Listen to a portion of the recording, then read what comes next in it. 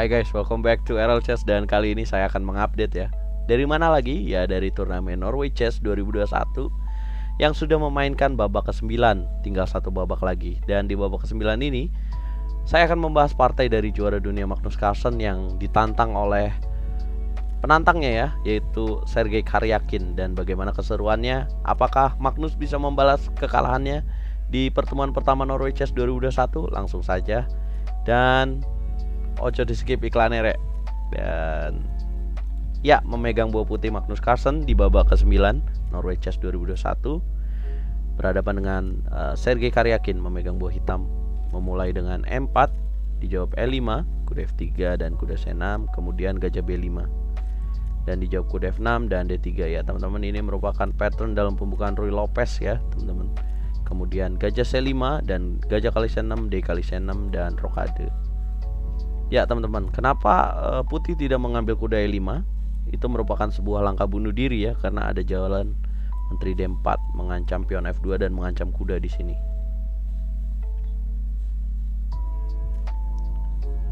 Dan kemudian Magnus menjawab dengan rokade di sini dan dijawab kuda D7 oleh Sergei Karyakin. Positional play dengan ide ya menyerang dari F5 ya. Kemudian C3, H6 dan kuda BD2. Kemudian rokade dan kuda C4. Ya, bukan memainkan dengan D4 tapi mendevelopment ya, mengembangkan kudanya ini untuk mengancam pion di E5. Dan Magnus menjawab dengan benteng E8. Betul sekali. Kenapa benteng E8 bang? Ya karena dia menyiapkan ide untuk kuda F8, kuda G6 dan gajah G4 teman-teman. Kemudian dijawab B4 mengancam gajah dan gajah D6. Kemudian gajah E3 dan kuda F8. Kemudian kuda FD2 dengan tujuan F4 ya, dan langsung dijawab taktis kuda G6 dijaga. Kuda kali D6, C kali D6 memperbaiki struktur pion dari pemain hitam dan dijawab A4.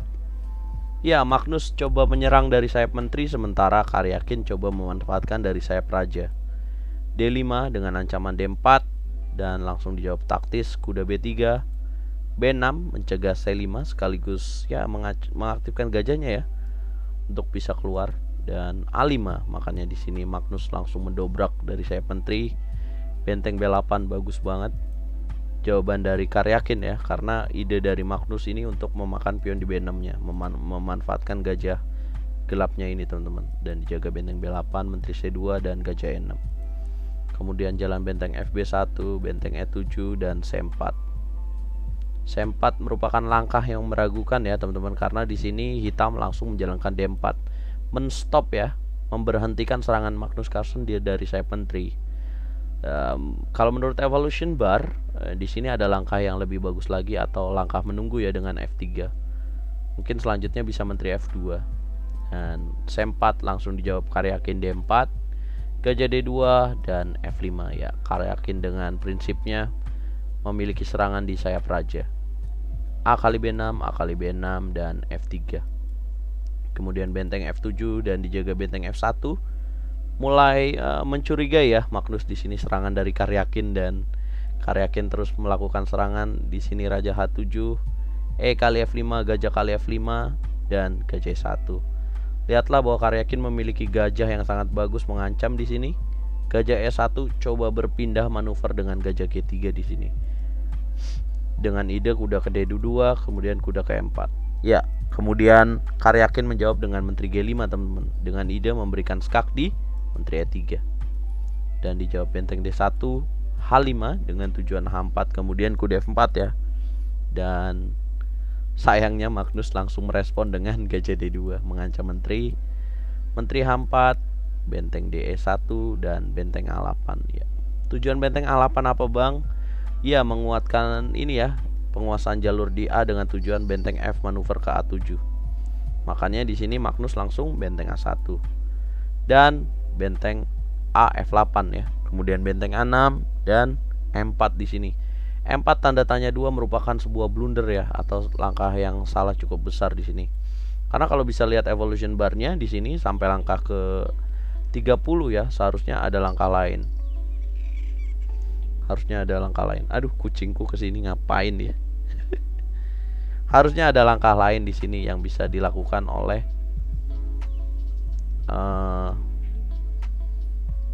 Karyakin, yaitu dia melakukan langkah menteri D8 dulu untuk menunggu dan menyiapkan serangan dari sini harusnya tadi.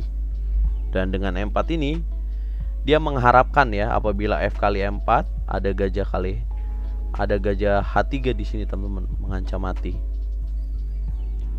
Karena ada ancaman mati di sini, dan apabila benteng AA1 ada menteri G4 teman-teman di sini mengancam mati. Nah, lihatlah gajahnya tidak bisa berfungsi ya di sini. Dan makannya apabila dimakan pakai pion D gimana bang? Kalau D kali 4 ada gajah kali 4 ya. Tidak bisa dimakan tapi mengaktifkan serangan di sini teman-teman intinya. Nah, makanya langkah paling tepat dari seorang Magnus Carlsen yaitu kuda kali D4. Benar sekali. Kemudian E kali F3, kuda kali F3 dan gajah H3. Wah, itu menterinya dikasihin bang. Iya, tapi ada mati cok. Mati cok. Nah, kenapa nggak kuda G5 bang? Kalau kuda G5 memberikan skak dapat benteng, tapi ada langkah lain dari kita menteri kali G5, yang dimana kalau kalian makan benteng kali F7 ada checkmate di G2. Nah, kenapa nggak makan menterinya bang? Ada benteng kali F1 cok, makan. Nah, gitu teman-teman. Jadi ada tricky juga di sini, dan makannya setelah kuda F3 gajah H3, ya juara dunia Magnus Carlsen menjawab dengan langkah yang tepat yaitu benteng F2 di sini. Mengontrol semuanya. Dan benteng kali F3 dan dijawab G kali F3 dan benteng F5 di sini. Yang merupakan langkah tanda tanya juga teman-teman. Seharusnya di sini ada langkah lain yang lebih tepat yaitu gajah G4 untuk mempining benteng dari putih di sini. Yang apabila F4 ada kuda E5 di sini. Bang kan bisa D4. Nah, kalau D4 ada gajah F5 teman, dia bisa kuda E5. Kuda G4. Nah, di sini. Ya, biasanya ya kalau kita melakukan sebuah kesalahan, kemudian akan diikuti oleh kesalahan berikutnya teman-teman. Nah, tapi kalau Magnus, dia melakukan kesalahan berikutnya, dia bisa melakukan langkah yang benar. Benteng F5. Nah, di sini langkah yang paling tepat sebenarnya, langkah yang sangat sulit ditemukan, dan Magnus menemukan dengan D4. Membuka menterinya untuk mempining ya intinya di sini. Menteri kali D4 dan benteng A3 dengan tujuan gajah E3 dan menjaga pion F3 ya, karena ini sedang dipining. Kemudian benteng F7 dan benteng E3 dan gajah F5. Ya, sebenarnya benteng E3 tanda tanya ya. Seharusnya F4 aja. F4 dengan membuka dan mengancam gajah. Dan setelah benteng E3 ada gajah F5. Yang seharusnya mungkin benteng E7 jawabannya di sini. Ya, gajah F5 langkah intuisi ya. Menteri D8, benteng E1, benteng D7, coba benteng D3. Kemudian menteri E3 dan benteng D4 mengancam pion, tapi Magnus tidak peduli ya, dengan selanjutnya mengadu menteri di sini. Benar banget. Menghilangkan buah yang besar ya, yang cukup besar dari pemain hitam untuk mengurangi tekanan dari pemain hitam. Memberikan korban pion di C4 tidak masalah. Benteng B2, B5 dan raja F2. C5 makan-makan dan benteng C1 ya.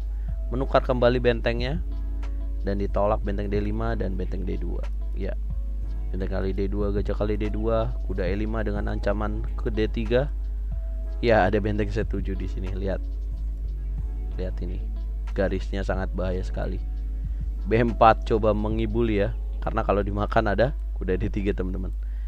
Ya, tapi ini Magnus bos, dia benteng B7 dan gajah E6, benteng E7 mengancam, kuda D3 dan raja E3.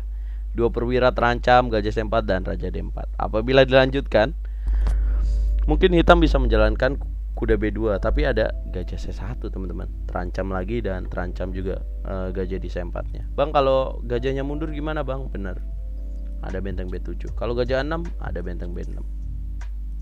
Kalau gajah C6 bang, ada benteng B6 juga. Jatuh kudanya ya. Jadi dua perwira terancam sekaligus. Dan ya teman-teman, inilah partai dari Magnus Carlsen berhadapan dengan Sergei Karyakin dalam lanjutan babak ke-9 Norway Chess 2021. Gimana menurut teman-teman pertandingan ini? Ya, kalau menurut gue ini comeback Israel bro. Ini comeback Israel. Tidak terjadi di sepak bola, tapi ini dalam dunia catur. Nah, inilah bedanya Magnus Carlsen sama lawan-lawannya di level top Grandmaster ya. Magnus apabila ada chance sedikit aja, seinci, dia satu langkah aja kamu salah ya, sama Magnus Carlsen bisa dimanfaatkan. Nah, itulah aja bedanya Magnus.